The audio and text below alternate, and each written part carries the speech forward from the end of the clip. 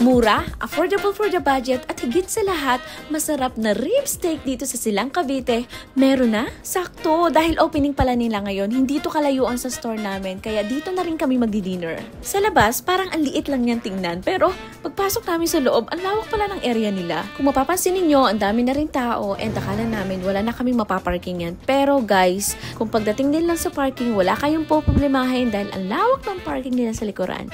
At pagdating naman sa mga tables nila, ang dami nyong pwedeng pagpilian dito kung saan nyo gusto. Pero mas pinili ko kasi sa bandang dulo kasi malamig at ang ganda ng ambience.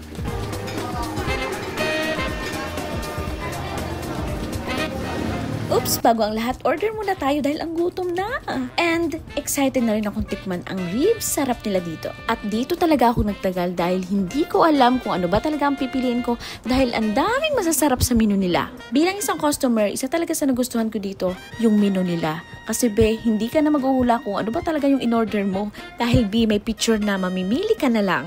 Worth it ang pag-iintay, in fairness, amoy pa lang, mabango na.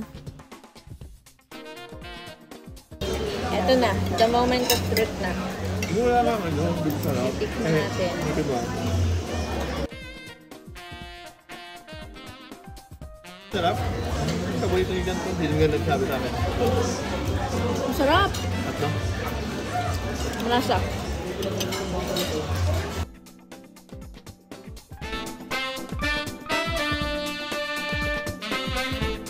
Tapos,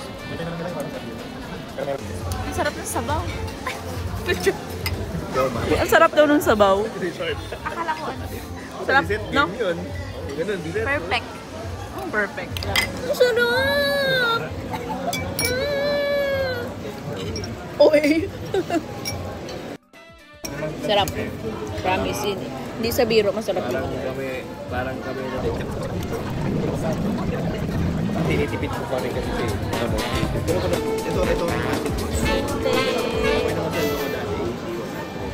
Sarap ng food ninyo. Thank you for coming. Guys, punta kayo dito. Sarap ng food. Sarap silang. Balik kayo. Thank you. Bye! Dami.